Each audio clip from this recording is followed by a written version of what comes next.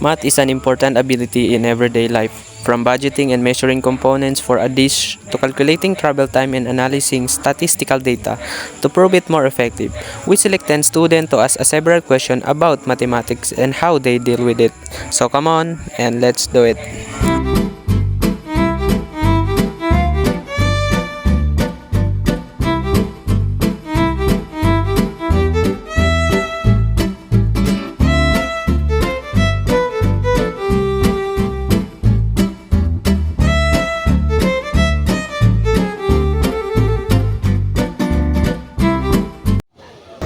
So, good afternoon po sir. May I know your name po sir?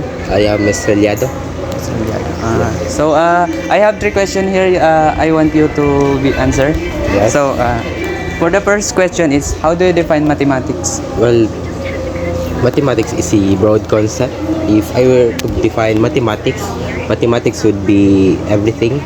One of the misconceptions of mathematics is purely about numbers, but actually mathematics isn't just that. It's about the everything around us. The ticking of the video right now, that's an example of mathematics. The ticking of our heartbeat, that's also mathematics. The series of geometric shapes that we can see and on that tree, that's also mathematics. So basically, mathematics is anything that our eyes or common senses can perceive. Thank you po. So, for the second question po sir is, in what particular topic in mathematics do you find difficult? Well, specific topic. Oh, yes po. Well, actually, most of the topics of mathematics are difficult, especially the advanced topics regarding mathematics, because it needs intensive knowledge and needs foundational skills to be able to solve it, to be able to overcome such adversity regarding the complexion of mathematics.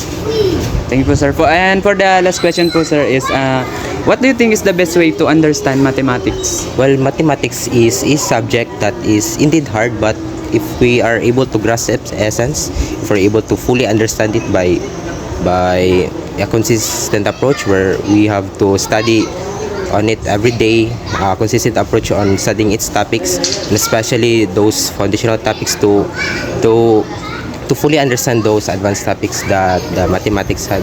If we're able to overcome such, and if we're able to do such things, of course mathematics can be fun, and mathematics, or we can be able to see a new perspective of mathematics, that mathematics is fun as well. Yeah. And for the for the platform, so what is your advice for the children who want to pursue mathematics, like basic mathematics? Well, one of the misconceptions of everybody about mathematics is hard, but if we are able to understand fully mathematics, mathematics can be fun, mathematics can be challenging, and that's part of the process. And if we are someone who wants to become someone that is better than what we are right now, then taking up the challenge against mathematics would be fun and quite challenging as well. Yeah. So, thank you po sir. Yes, thank you. Yeah. So, good afternoon po ma'am. May I know your name po? I am by Alay Jambi Bandon from BSED English 2. So, ma'am, I prepared three questions for you to answer. So, here we go. So, number one question is, how do you define mathematics? Usually, we define mathematics as the study of numbers, shapes, and patterns. It involves logic and reasoning to solve our problems. It is also help us to understand and describe the world around us. Imagine that mathematics is like a toolbox. This toolbox is filled of tools such as subtraction, addition, multiplication, division, and many more. These tools can help you solve your problems. Just like you'd use a hammer to build a building or to fix something. That's how I define mathematics. So, let's proceed to the last question, ma'am. So, what do you think is the best way to understand mathematics? The best way to understand mathematics is through practice and active learning.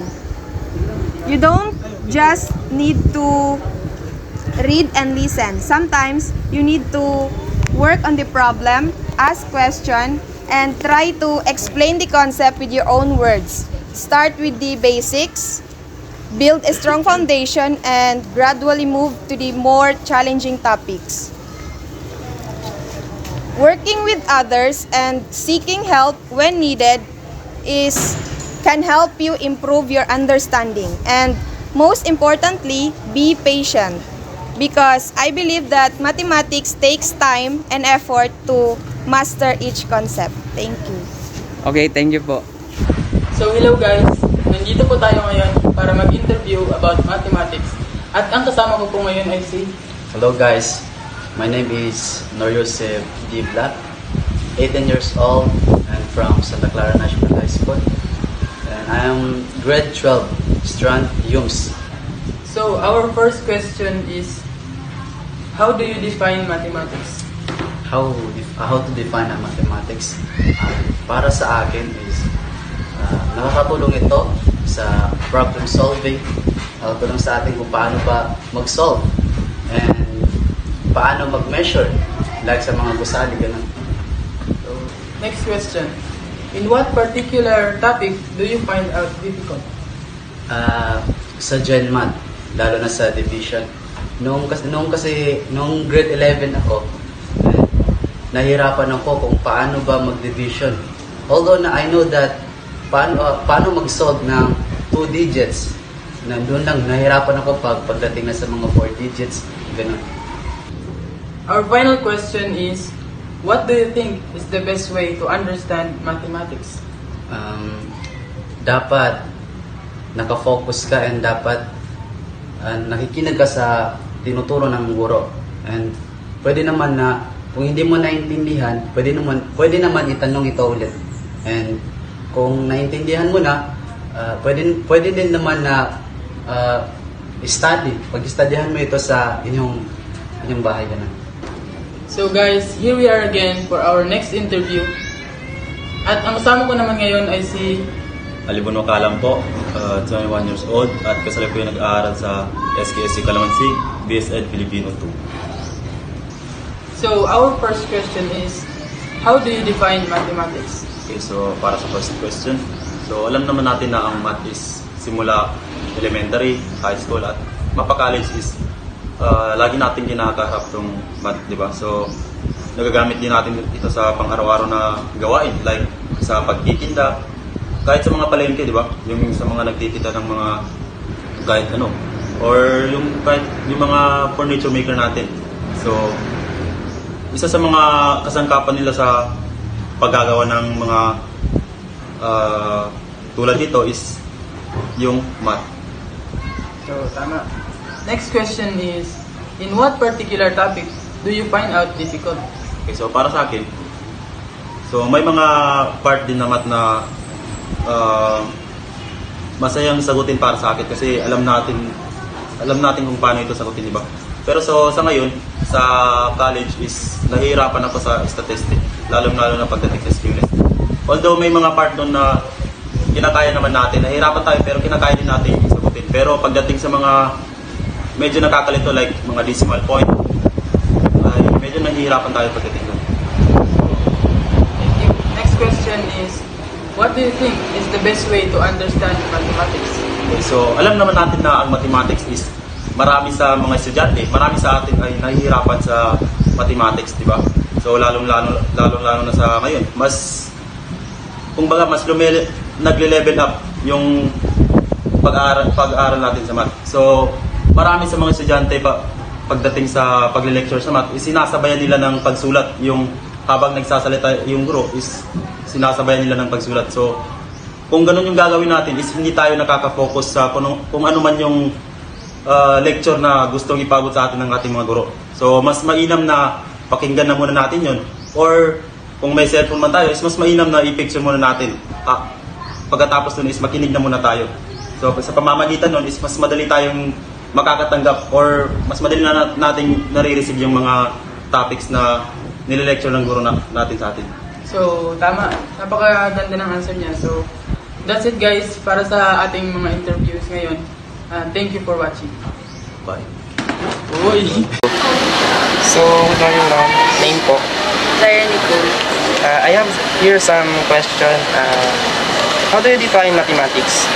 For me, it is a study of measurements, numbers, shapes, and matter. So, number 2 question. In what particular topic do you find out difficult? Kung mga statistics, taran-taran man yung topic sa mathematics is grabe ka difficult. For me lang kay hindi pa ko fan sa lalo na sa math, hindi gid ko as in magaling dito. So, for me, taran nga topic sa math is mahirap siya. So, number 3 question, ma'am. What do you think is the best way to understand mathematics? So, para sa kuha, mas maka-learn ko sa mathematics if watch og tutorial sa TikTok, sa YouTube, or mag-search sa Google, or someone na mag-help sa kuha like magtudlo og step by step good nga pag-solve. So, malam po. Okay, ma'am. Thank you, ma'am. Sir, what is your name po? I am Maynard Almacen, BS Screen 2. Number 1 question, how do you define mathematics? For me, mathematics is any study of numbers, space, or equations, and it can be pure mathematics or applied mathematics. When we say applied mathematics, we can incorporate physics or engineering. Number 2 question, in what particular topic do you find difficult? Based on my experience, in my lower years, I can find mathematics itself is difficult because nahihirapan talaga ako mag-cope up sa mga subject noong high school pa ako at saka elementary. Number 3 question, what do you think is the best way to understand mathematics? For me, to understand mathematics in the best way is to have a great professor, and also you must need research, like for example watching YouTube or reading articles on how to solve problems or some other particular questions that you cannot understand when you have a lecture in the subject of math. Thank you po. What is your name po? My name is Princess Dayan Flores Umipig from BS Criminology 4. Number 1 question po is, how do you define mathematics? Well, I define mathematics. We use as numbers every day. So, mathematics, we use it in everyday daily use because we use numbers in every ways. Number 2 question, in what particular topic do you find difficult? I found difficult in mathematics specifically sa in radius, mean, median, mode, is like that na mga numbers, and also statistics and algebra. Those are the difficulties I've encountered all throughout my journey in this university and as I journey in schooling. Number 3 po, last question, what do you think is the best way to understand mathematics? The best way to understand mathematics is to apply it on yourselves. No, as we find difficulty in mathematics, as I defined earlier, that mathematics is we use it every day, so that we must absorb it in ourselves. It's because mathematics is in a way na nakikita natin siya in every ways na ginagamit natin siya, numbers, fractions, sizes, so araw-araw din siya, so that I found it as an absorb in ourselves. Thank you po. Thank you. What's your name? May I know your name? Yes, I am Bernard L. Uncle from BS Science 1. Go, Bernard! So, first question is, how do you define math? Well, for me, mathematics is the language of the universe that can help us to analyzing problem and understand the world around us. So, the second question is, in what particular topic do you find it difficult? The most difficult is algebra. So, sa question number 3 is, what do you think is the best way to learn mathematics? So for me, the best way to understand mathematics is through watching YouTube tutorial and by searching some and watching to other platforms. In that way, they can help us to understand and to have a lot of learning about mathematics. So, So, good morning, sir. Name? Yes, good morning. My name is Ranji Upolti and I'm from BS English 1. So, I have here some questions po. How do you define mathematics? Alright. So how I define mathematics? Well, in my perspective, I define mathematics as a better way to find a solution for every question or challenges that we face in our life. Well, mathematics is not just about talking about numbers, but looking for a better solution for every problem that we encounter in our life.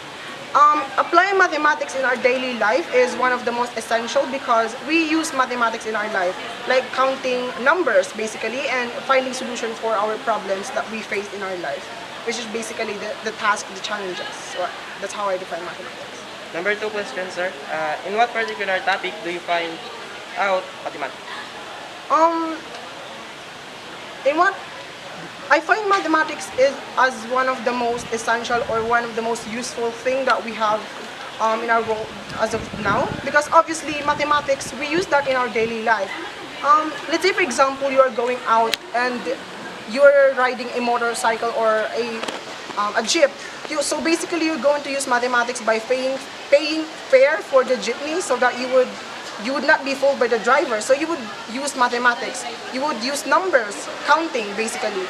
And I find mathematics very important because obviously mathematics was invented for all of us to find, again, as what I mentioned earlier, to find a better solution for every problem. So good morning, sir. May I know your name? I'm Sam Angelo Lorania from Besa Science. So first question for you is, how do you define mathematics? So for me, mathematics is a tool where everyone learn identifying numbers, and it is the way where everyone or students may learn the formulas and etc. Okay, so second question is, what particular topic do you find out difficult? Well, yan lang. In math, the particular topic I find difficult is maybe not into topic, but by memorizing formulas, because my memory didn't function kapag when it comes to memorizations. Maybe lang, memorizing formulas. Okay, memorizing formulas. So question number 3 is, what do you think is the best way to learn to understand mathematics?